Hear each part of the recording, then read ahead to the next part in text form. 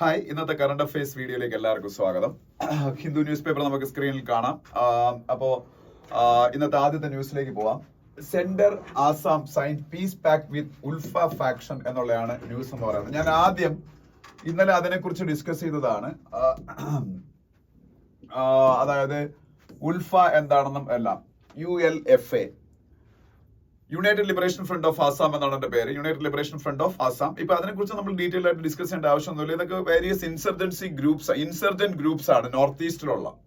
വടക്കിഴക്കൻ സംസ്ഥാനങ്ങൾ ഇൻസർജൻസിക്ക് വളരെ നൊട്ടോറിയസ് ആണ്. അതുകൊണ്ടാണ് ഞാൻ ഇന്നലെ അത് പറഞ്ഞിട്ടുണ്ട്, AFSPA എന്ന് പറയുന്ന ഒരു act, armed forces special power act എന്ന് പറയുന്ന ആക്ട് ഇന്ത്യയിലെ നോർത്ത് ഈസ്റ്റിലെ മിക്കവാറുള്ള സ്റ്റേറ്റുകളിലെല്ലാം ഒരു 10 വർഷം മുമ്പ് വരെ ഉണ്ടായിരുന്നു. പക്ഷെ ഇപ്പോൾ ചുരുക്കം ചില സ്റ്റേറ്റുകളിൽ മാത്രമാണ് അതുള്ളത്.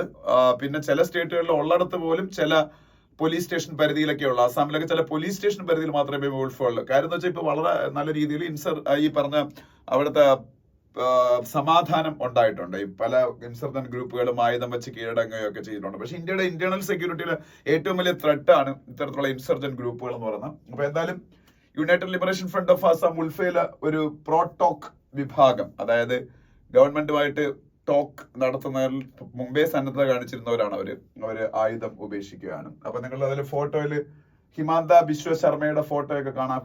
ഹിമാന്ത ബിശ്വ ശർമ്മ ആസാമിന്റെ ചീഫ് മിനിസ്റ്റർ ആണ്. ഒപ്പം ഹോം മിനിസ്ട്രി ആണല്ലോ ഇന്റേണൽ സെക്യൂരിറ്റിയുടെ കാര്യം നോക്കുന്നത്. അപ്പൊ ഇത് ഇന്റേണൽ സെക്യൂരിറ്റി ആയിട്ട് ബന്ധപ്പെട്ട വിഷയമാണ്. അതുകൊണ്ടാണ് അമിത്ഷായെ നിങ്ങൾക്ക് അതിൽ കാണാം. അപ്പൊ എന്തായാലും ആ ഒരു ന്യൂസ് അവിടെ കാണാം.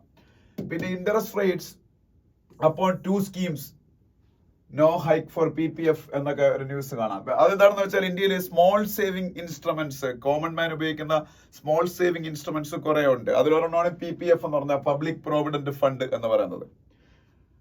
സുകന്യാ സമൃദ്ധി അക്കൗണ്ട് നിങ്ങൾ എല്ലാവരും കേട്ടിട്ടുണ്ടായിരിക്കും. സുകന്യാ സമൃദ്ധി അക്കൗണ്ട് എന്ന് പറയുന്നത് ഇന്ത്യയിലെ പെൺകുട്ടികൾക്ക് വേണ്ടിയിട്ട് മാത്രം എക്സ്ക്ലൂസീവായിട്ട് ഗവൺമെന്റ് ഓഫ് ഇന്ത്യ സ്റ്റാർട്ട് ചെയ്ത ഒരു അക്കൗണ്ടാണ് സുകന്യാ സമൃദ്ധി അക്കൗണ്ട്. ഇന്ത്യയിലെ നാഷണലൈസ്ഡ് ബാങ്കുകളിലോ ഒക്കെ നിങ്ങൾക്ക് പോയ അക്കൗണ്ട് ഓപ്പൺ ചെയ്യാം. നമ്മളുടെ പെൺമക്കളുടെ പേരിലെ അക്കൗണ്ട് ഓപ്പൺ ചെയ്യാൻ പറ്റുന്നത്, ഒരു പേരന്റിന് 2 പെൺമക്കളുടെ പേരിലെ അക്കൗണ്ട് ഓപ്പൺ ചെയ്യാൻ പറ്റും.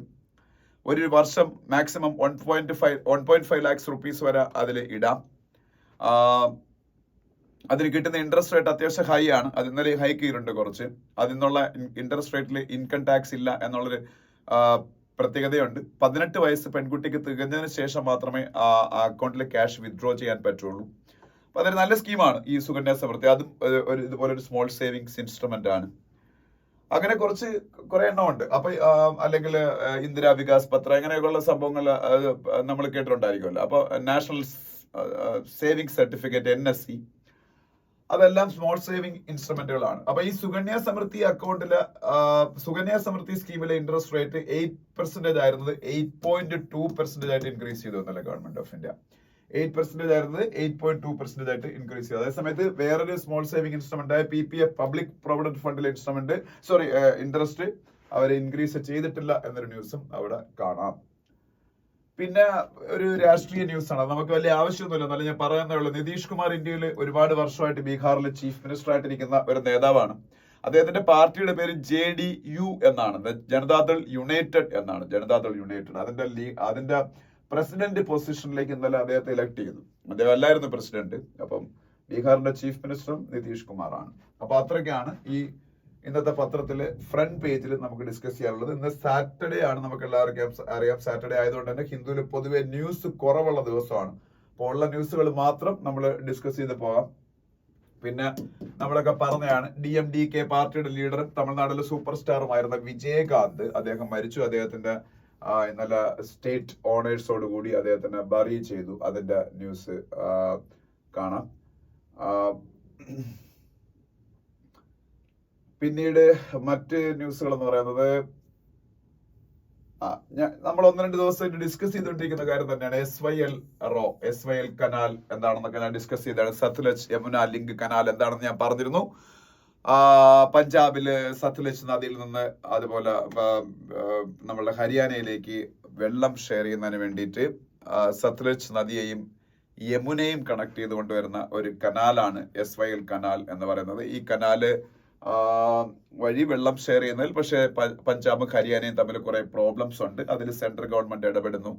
അപ്പോൾ ജൽശക്തി മിനിസ്റ്റർ ഗജേന്ദ്ര സിംഗ് ഷെഖാവത്ത് അവിടുത്തെ പഞ്ചാബിലെയും ഹരിയാനയുടെയും ചീഫ് മിനിസ്റ്റേഴ്സുമായിട്ട് മീറ്റ് ചെയ്യുന്നു. പക്ഷെ ഇതിലൊന്നും പ്രോപ്പർ ആയിട്ടുള്ളൊരു ഔട്ട്കം ഉണ്ടാവുന്നില്ല. സ്റ്റിൽ എ സ്റ്റെയിൽമേറ്റ് ഈസ് കണ്ടിന്യൂയിങ് എന്നുള്ളൊരു ന്യൂസ് ആണ് നമ്മൾ ഇന്നലെയൊക്കെ കണ്ടത്. അതിന്റെ ഒരു കണ്ടിന്യൂഷൻ ആണ്. അപ്പൊ ഇത്രയാണ് ആ പേജിലുള്ളത്. അതിനടുത്ത പേജിലേക്ക് പോകുമ്പോൾ ഈ പേജിൽ ഒന്നും പറയാനല്ല, പക്ഷെ ഞാൻ വെറുതെ ഒരു കാര്യം ഇന്നലെ ഓർത്തിട്ട് പറയാൻ വിട്ടുപോയത് പറയാൻ വേണ്ടി മാത്രമാണ് ഇതിലൊരു ന്യൂസ് ഇട്ടിരുന്നത്.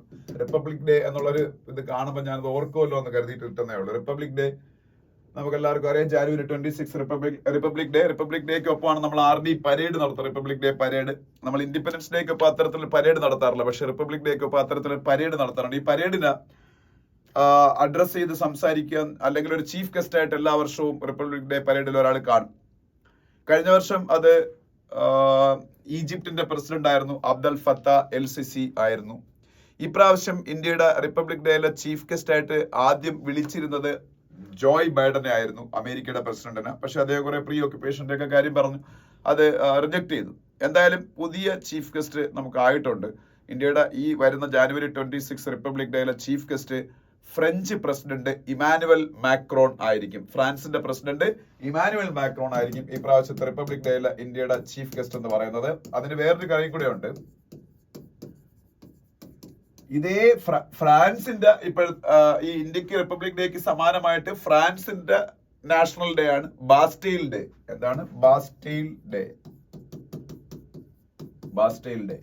അത് ഫ്രഞ്ച് റവല്യൂഷൻ എൻഡ് ചെയ്യപ്പെടുന്നത് ഫ്രാൻസിലെ ബാസ്റ്റീൽ ജയിൽ ബ്രേക്ക് ചെയ്ത് റവല്യൂഷണറീസിനെ ലിബറേറ്റ് ചെയ്തുകൊണ്ടാണ്. അപ്പൊ ആ ദിവസം ജൂലൈ 14 ആയിരുന്നു. അതുകൊണ്ട് ജൂലൈ 14 ബാസ്റ്റീൽ ഡേ ഫ്രാൻസിന്റെ നാഷണൽ ഡേ ആയിട്ട് സെലക്ട് ചെയ്തു. ഈ ബാസ്റ്റീൽ ഡേയിലും ഇതുപോലെ എല്ലാ വർഷവും ഒരു വർഷത്തെ ഒരു രാജ്യത്തിലെ ലീഡറിനെ അവിടെ ചീഫ് ഗസ്റ്റ് ആയിട്ട് വിളിക്കാറുണ്ട്. ഇപ്രാവശ്യത്തെ ബാസ്റ്റീൽ ഡേ, അതായത് French national day July 14 chief guest Indian prime minister Narendra Modi ആയിരുന്നു. അപ്പം ആ ഫ്രാൻസിന്റെ പ്രസിഡന്റ് ഇമാനുവൽ മാക്രോൺ ആണ് ഇപ്രാവശ്യത്തെ റിപ്പബ്ലിക് ഡേയിലെ ഇന്ത്യയുടെ ചീഫ് ഗസ്റ്റ്. അപ്പം അത് അറിഞ്ഞിരിക്കുക. അതൊന്ന് പറയാൻ വേണ്ടിയിട്ടാണ് ഞാൻ ഈ ന്യൂസ് കൂടെ ഇട്ടിരുന്നത്. അത് വേറൊന്നും അവിടെ പറയാനില്ല. അതിനടുത്ത പേജിലേക്ക് പോവാം. അതിനടുത്ത പേജിലേക്ക് പോകുമ്പോൾ സ്റ്റേറ്റ്സ് പേജ് ആണ്. സ്റ്റേറ്റ്സ് പേജിൽ പ്രത്യേകിച്ച് വലിയ കാര്യങ്ങളൊന്നും പറയാനില്ല. ഒന്ന്, നിങ്ങൾക്ക് മോഹൻ യാദവിന്റെ ഫോട്ടോ ഇവിടെ കാണാം. മോഹൻ യാദവ് മധ്യപ്രദേശിന്റെ ചീഫ് മിനിസ്റ്റർ, അദ്ദേഹം അമിത് ഷായെ മീറ്റ് ചെയ്ത് സംസാരിക്കുന്ന ഒരു ഫോട്ടോയൊക്കെയാണ് അവിടെ കാണുന്നത്, ഇന്ത്യയുടെ ഹോം മിനിസ്റ്റർ. ഒപ്പം സിദ്ധരാമയ്യ കർണാടകത്തിന്റെ ചീഫ് മിനിസ്റ്റർ, അദ്ദേഹവുമായിട്ട് ബന്ധപ്പെട്ട കുറച്ച് ന്യൂസുകൾ കാണാം. ഇതൊക്കെ വെറുതെ നിങ്ങൾ ആ ചീഫ് മിനിസ്റ്റേഴ്സിന്റെ പേരെന്ന് പഠിക്കാൻ വേണ്ടിയിട്ട് ഞാൻ ഈ ന്യൂസുകളെല്ലാം ഇവിടെ എടുത്ത് പറയുന്നതേ ഉള്ളൂ.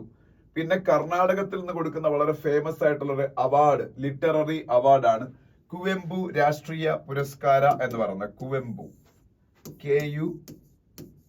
KUVEMPU കുവെംപു രാഷ്ട്രീയ പുരസ്കാര.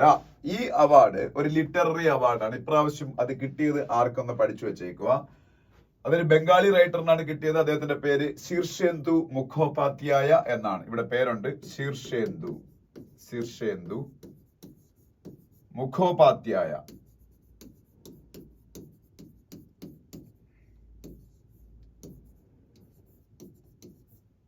ഇദ്ദേഹത്തിനാണ് ഇപ്രാവശ്യത്തെ കുവെംപു രാഷ്ട്രീയ പുരസ്കാരം എന്ന് പറഞ്ഞ കർണാടക കൊടുക്കുന്ന ഏറ്റവും പ്രസ്റ്റീജിയസ് ആയിട്ടുള്ള ലിറ്റററി അവാർഡ് കിട്ടിയത്. ഇത്രയാണ് ഈ പേജിൽ നമുക്ക് ഡിസ്കസ് ചെയ്യാനുള്ളത്.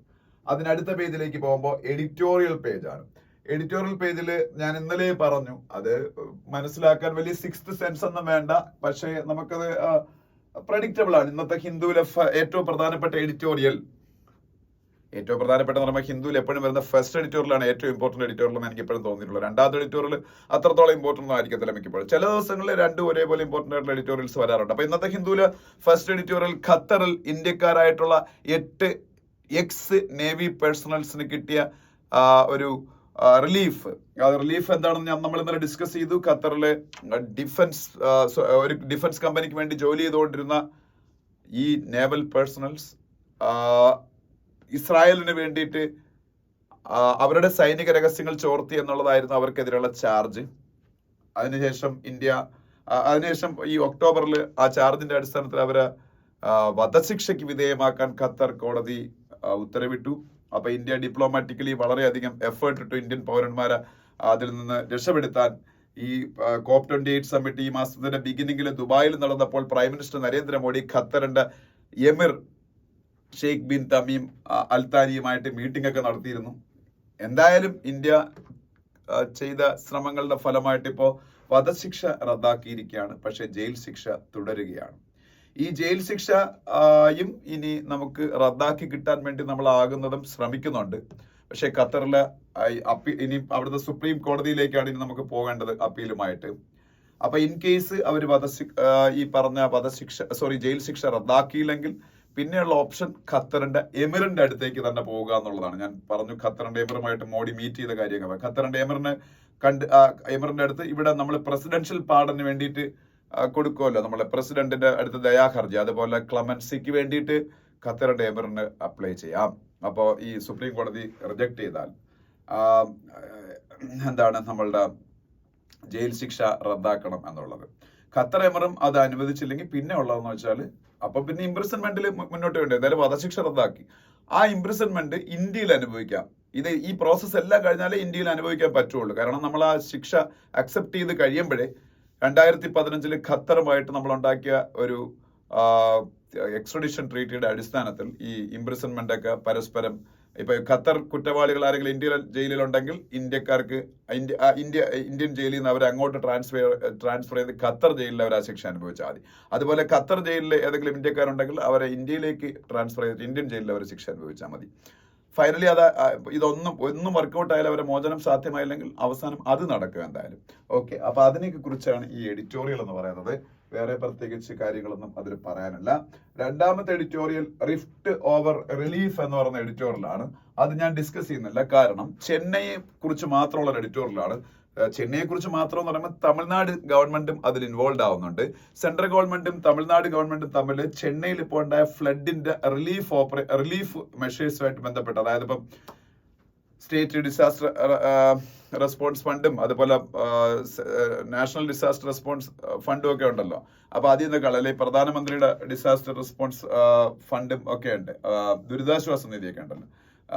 അപ്പം അതിൽ നിന്നൊക്കെ ഫണ്ട് ലഭ്യമാക്കുന്നതിനെ കുറിച്ചും മറ്റ് കേന്ദ്ര സഹായമൊക്കെ, സെൻട്രൽ ഗവൺമെന്റ് സഹായമൊക്കെ ഈ പറഞ്ഞ തമിഴ്നാട് ഈ ഫ്ലഡിൽ നിന്ന് ഉള്ള ആഫ്റ്റർ ഇഫക്റ്റിൽ നിന്ന് രക്ഷപ്പെടുന്നതിന് വേണ്ടിയിട്ട് കിട്ടുന്നതിനെ കുറിച്ചൊക്കെ ഉള്ള ഒരു പ്രശ്നങ്ങളെ കുറിച്ചാണ്. കുറച്ച് പൊളിറ്റിക്കൽ ഇഷ്യൂസ് ഒക്കെ അതിൻ്റെ അകത്തുണ്ട്. അത് നമുക്ക് വലിയ ആവശ്യമൊന്നുമില്ല, അതുകൊണ്ട് ഞാനിത് ഡിസ്കസ് ചെയ്യുന്നില്ല. ഓക്കെ, പിന്നെ അവിടെ നമുക്ക് മറ്റു കാര്യങ്ങളൊന്നും പറയാനില്ല. നെക്സ്റ്റ് ഒരു സെക്കൻഡ്, ഒരു കാര്യം. ഇവിടെ ഒരു ഇവിടെ ഒരു ആർട്ടിക്കിൾ ഉള്ളതിന്റെ അകത്ത് ഒരു ഡേയുടെ പേര് കൊടുത്തിട്ടുണ്ട്, അതുകൊണ്ട് അത് പറയുന്നേ ഉള്ളൂ. International day for persons with disabilities. കുറച്ച് ദിവസം ആയത് കഴിഞ്ഞിട്ട് അതൊന്ന് പഠിച്ചു വെച്ചേക്കണം. International day for persons with disabilities December 3 ആണ്. അത് ഇന്റർനാഷണൽ ഡേ ആണ്. International day for persons with disabilities December 3 അറിഞ്ഞിരിക്കുക. അതിനടുത്ത പേജ് പോകുമ്പോ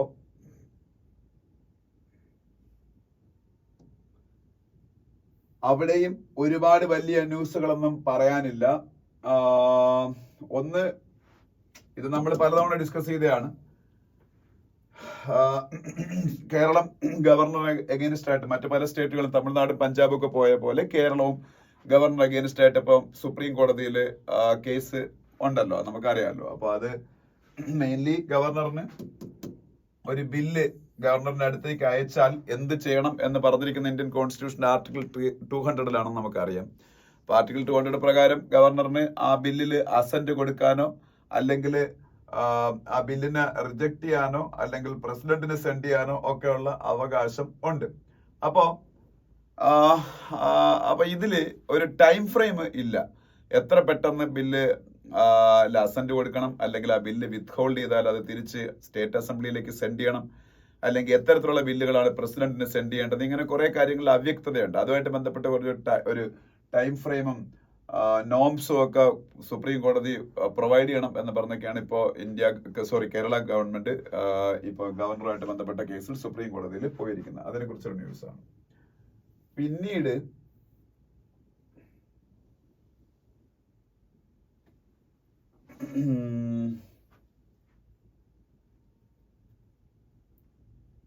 പിന്നെ ശ്രീലങ്കയില് ഇന്ത്യയിൽ നിന്നുള്ള തമിഴ് കമ്മ്യൂണിറ്റി ശ്രീലങ്കയിൽ എത്തിയതിന്റെ 200th ആനിവേഴ്സറി ആണ് ഈ വർഷം എന്ന് പറയുന്നത്. അപ്പം അത് സെലിബ്രേറ്റ് ചെയ്യാൻ വേണ്ടിയിട്ട് ഒരു കൊമമറേറ്റീവ് സ്റ്റാമ്പ് റിലീസ് ചെയ്യുന്നതിനെ കുറിച്ചൊക്കെ ഒരു ന്യൂസ് ഇവിടെ പറയുന്നുണ്ട്. അത് മെയിൻലി അത് BJP തമിലിയൻസിന്റെ ഹാർട്ട് കോൺക്വയർ ചെയ്യാൻ വേണ്ടിയിട്ടുള്ള ശ്രമം കഴിഞ്ഞ കുറെ കാലമായിട്ട് നടത്തുന്നുണ്ടെങ്കിൽ അത് സക്സസ്ഫുൾ ആവുന്നില്ല.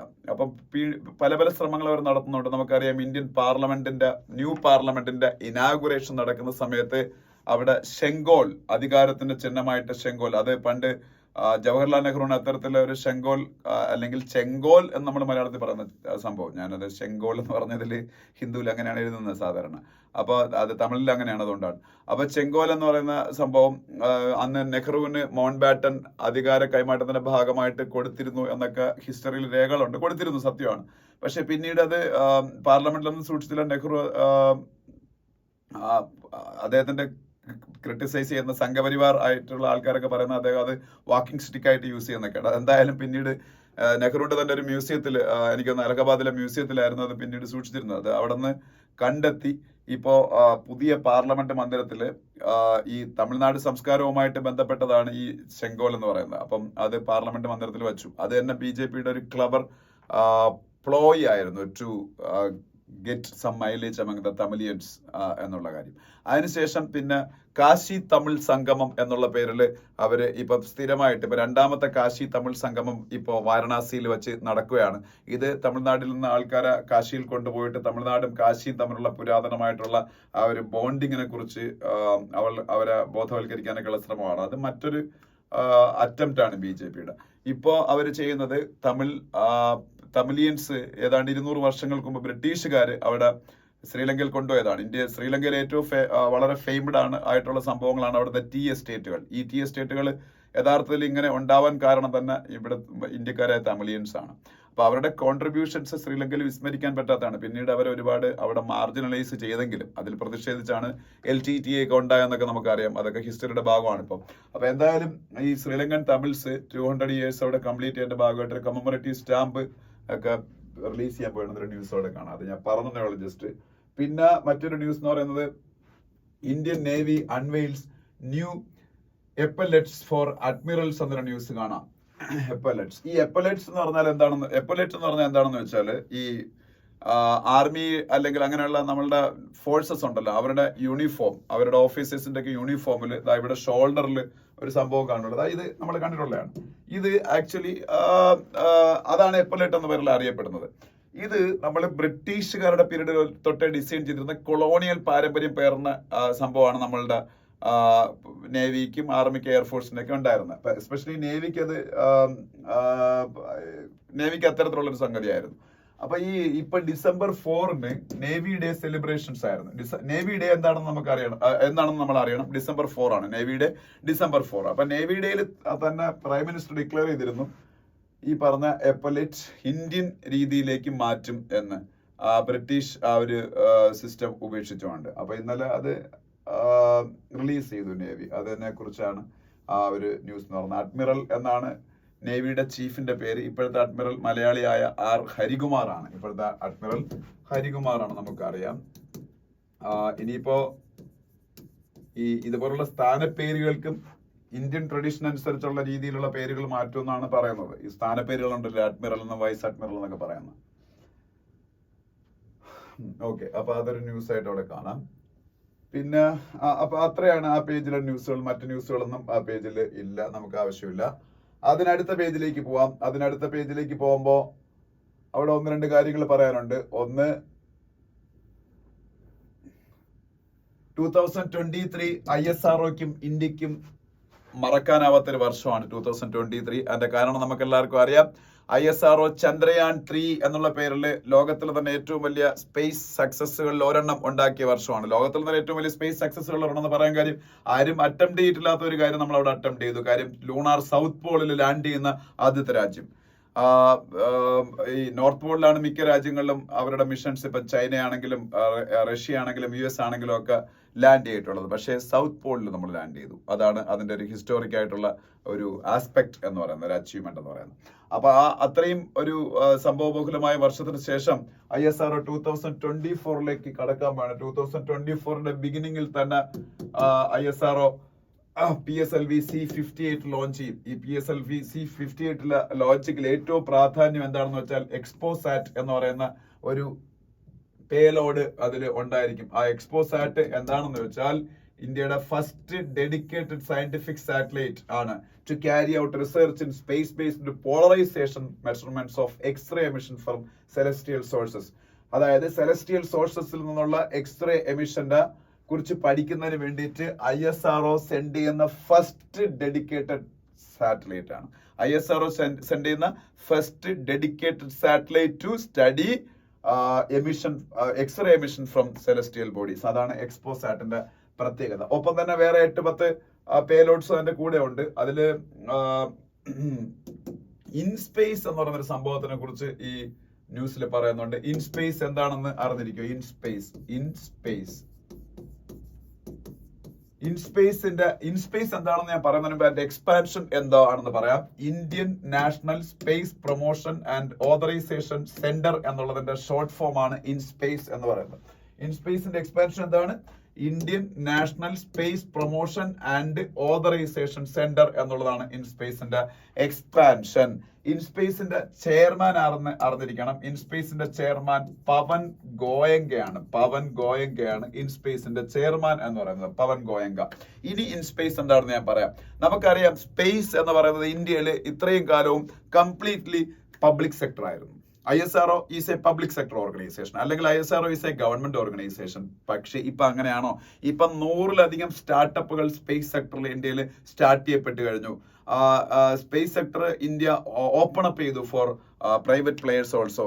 നാളെ ഒരു സമയത്ത് എലോൺ മസ്കിന്റെ സ്പേസ് എക്സ് പോലെ, അല്ലെങ്കിൽ ആമസോണിന്റെ ബ്ലൂ ഒറിജിൻ പോലെ, അല്ലെങ്കിൽ നമ്മളുടെ വിർജിൻ എന്ന് പറയുന്ന മറ്റൊരു കമ്പനിയുണ്ട്. ഇവരൊക്കെ പിന്നീട് ഹ്യൂമൻ ബീയിങ്ങിനെയൊക്കെ സ്പേസിൽ കൊണ്ടുപോയിക്കൊണ്ടിരിക്കുന്ന പ്രൈവറ്റ് ഓർഗനൈസേഷൻസ് ആണ്, അമേരിക്കയിലെയും ബ്രിട്ടനിലെയൊക്കെ. അത്തരത്തിലുള്ള ഒരു പ്രൈവറ്റ് കമ്പനി ഇന്ത്യയിൽ നിന്ന് ഉയർന്നു വന്നുകൂടാ എന്നില്ല. കാരണം എന്ന് വെച്ചാൽ നമ്മളിപ്പോ പ്രൈവറ്റ് ഫീൽഡിന് വേണ്ടിയിട്ടും സ്പേസ് സെക്ടർ തുറന്നു കൊടുത്തു. അപ്പം ഈ പ്രൈവറ്റ് സെക്ടറിനും നമ്മളുടെ പബ്ലിക് സെക്ടറിനും ഇടയിൽ ഒരു ബ്രിഡ്ജ് ആയിട്ട് ആക്ട് ചെയ്യാൻ വേണ്ടിയിട്ട് ഗവൺമെന്റ് ഒരു ഓർഗനൈസേഷൻ ഉണ്ടാക്കി പുതുതായിട്ട്. അതാണ് ഇൻസ്പേസ് എന്ന് പറയുന്നത്. ഒപ്പം തന്നെ നമ്മൾ അറിയേണ്ട മറ്റൊരു കാര്യം, ഇൻസ്പേസ് ഒരു റെഗുലേറ്ററെ പോലെയാണ് ആ ഫീൽഡ് ഇപ്പൊ പ്രവർത്തിച്ചുകൊണ്ടിരിക്കുന്നത്. പ്രൈവറ്റ് സെക്ടറും കൂടെ വരുമ്പോൾ, നമ്മൾ ഏതൊരു സെക്ടറിലാണെങ്കിലും പ്രൈവറ്റ് സെക്ടറിന്റെ ഒരു ആവിർഭാവം ഉണ്ടാവുമ്പോഴാണല്ലോ അവിടെ കൂടുതലായിട്ട് ഒരു റെഗുലേറ്ററി ബോഡി പോലെ ഒരു സംവിധാനത്തിന്റെ ഒക്കെ ആവശ്യം വരുന്നത്. കാരണം ഇപ്പൊ എക്സാമ്പിൾ പറയുകയാണെങ്കിൽ ഇൻഷുറൻസ് സെക്ടറിൽ പ്രൈവറ്റൈസേഷൻ വന്നപ്പോൾ നമുക്ക് അവിടെ IRDAയുടെ ആവശ്യകത കൂടുതലായിട്ട് വന്നു.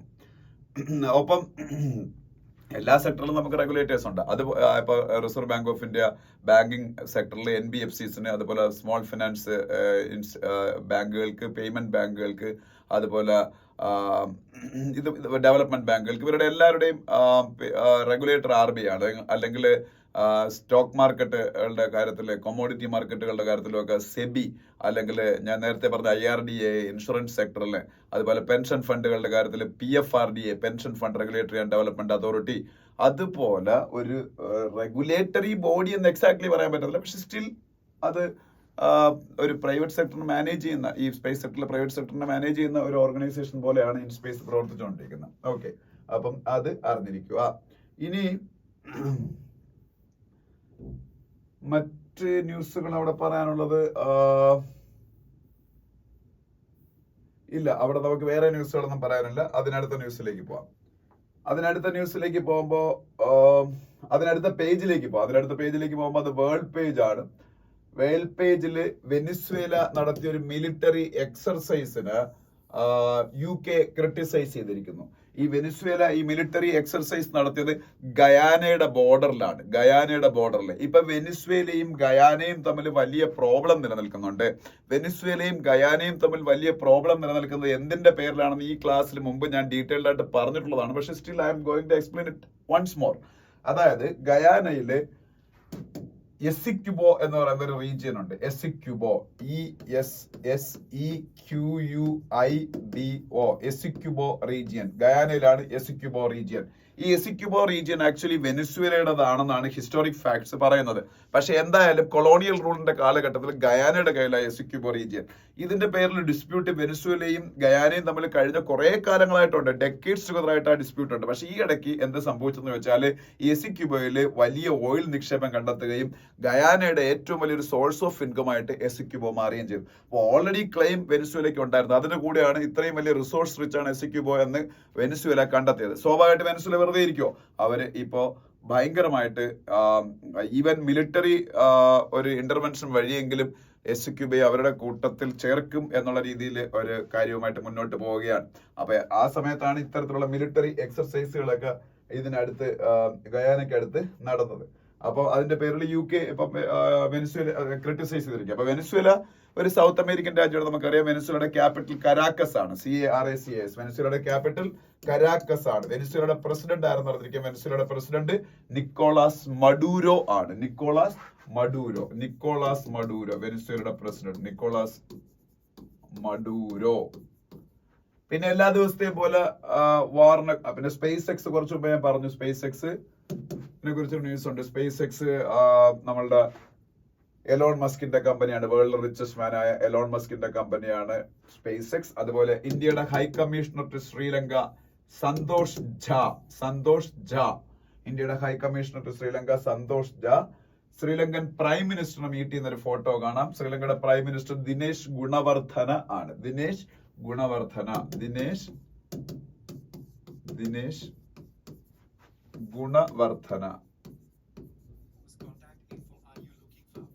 ദിനേശ് ഗുണവർധനയാണ് ശ്രീലങ്കയുടെ പ്രൈം മിനിസ്റ്റർ എന്ന് പറയുന്നത്. ശ്രീലങ്കയുടെ പ്രൈം മിനിസ്റ്ററിനെ ആണ് ഇപ്പൊ ഞാൻ പറഞ്ഞത്. ശ്രീലങ്കയുടെ പ്രസിഡന്റ് ഇതല്ല, റാനിൽ വിക്രമസിംഗയാണ് ശ്രീലങ്കയുടെ പ്രസിഡന്റ്. ശ്രീലങ്കയുടെ പ്രസിഡന്റ് റാനിൽ വിക്രമസിംഗെ, ശ്രീലങ്കയുടെ പ്രൈം മിനിസ്റ്റർ ദിനേശ് ഗുണവർധനയും ആണ്. ദിനേശ് ഗുണവർധന. ഓക്കെ. പിന്നീട് അപ്പൊ ഇന്ത്യയുടെ ഹൈ കമ്മീഷണർ ശ്രീലങ്ക ആരാണ്? സന്തോഷ് ഝാ ആണ്.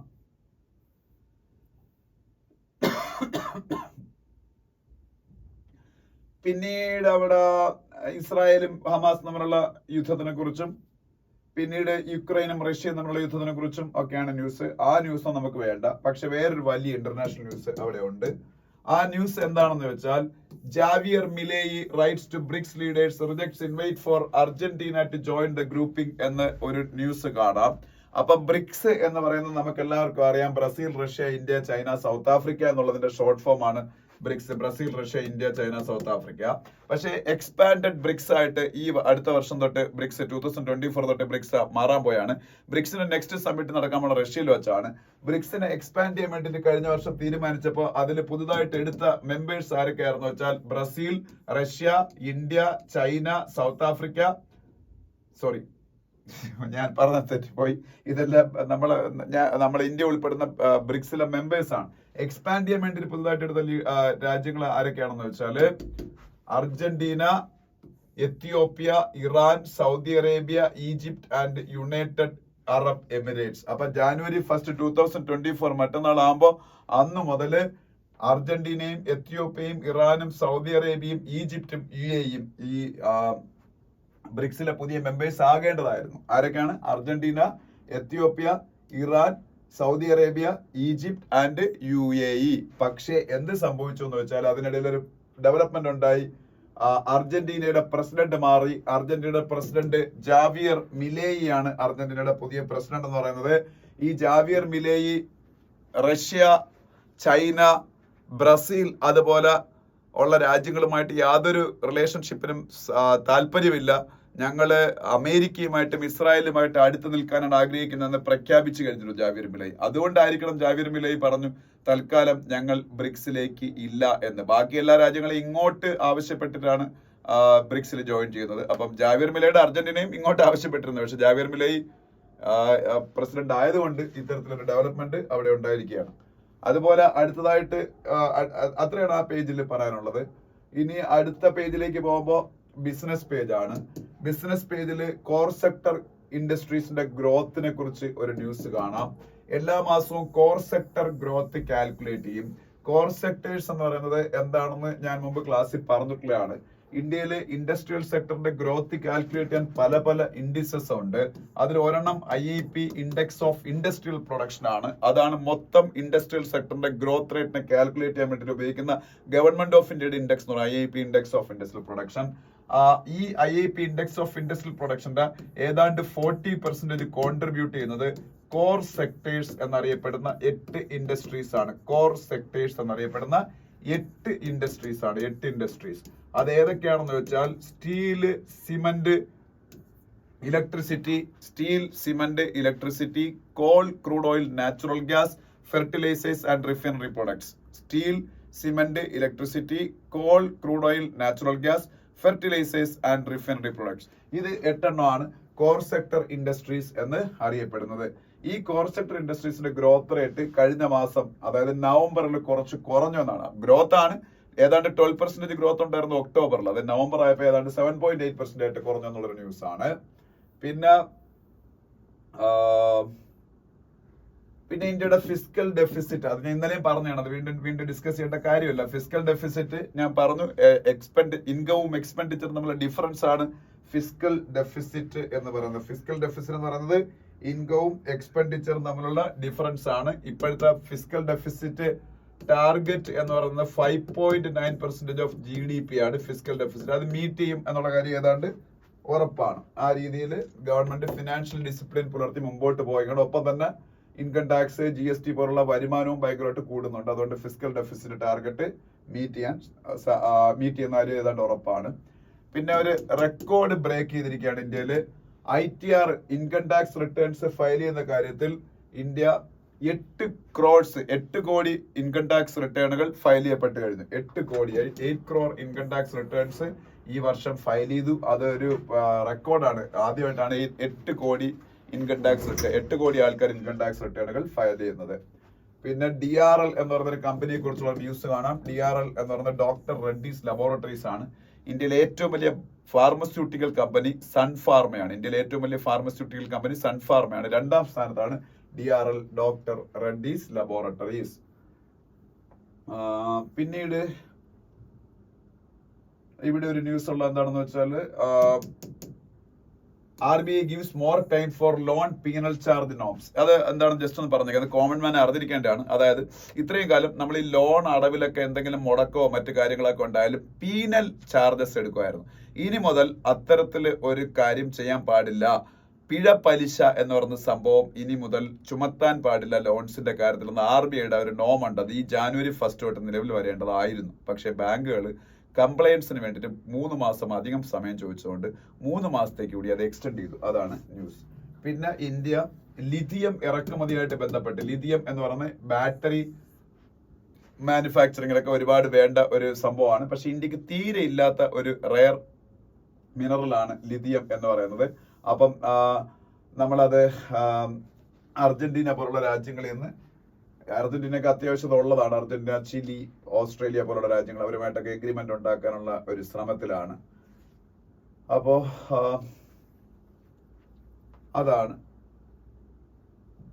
മറ്റൊരു ന്യൂസ് എന്ന് പറയുന്നത്. അപ്പം ഇനി സ്പോർട്സിൽ നമുക്ക് ഡിസ്കസ് ചെയ്യാൻ പ്രത്യേകിച്ച് കാര്യങ്ങളൊന്നുമില്ല. ഇത്രയാണ് നമ്മൾ ഇന്നത്തെ പത്രത്തിലെ പ്രധാനപ്പെട്ട ന്യൂസുകൾ എന്ന് പറയുന്നത്. അപ്പൊ ഹിന്ദു ന്യൂസ് പേപ്പറിന്റെ സാറ്റർഡേയിലെ ഡിസ്കഷൻ കഴിഞ്ഞു. ഇനി നമുക്ക് വീണ്ടും കാണുന്നത് വരെ ബൈ. പിന്നെ ഒരു കാര്യം പറയാനുള്ള എന്താണെന്ന് വെച്ചാൽ, എന്നും പറയുന്ന കാര്യം തന്നെയാണ്, ചാനൽ വ്യൂ ചെയ്യുക, ലൈക്ക് ചെയ്യുക, കമന്റ് ചെയ്യുക, സബ്സ്ക്രൈബ് ചെയ്യുക, ഇഷ്ടപ്പെടുന്ന വീഡിയോസ് ഷെയർ ചെയ്യുക. അപ്പോൾ thank you for watching the video. Bye bye.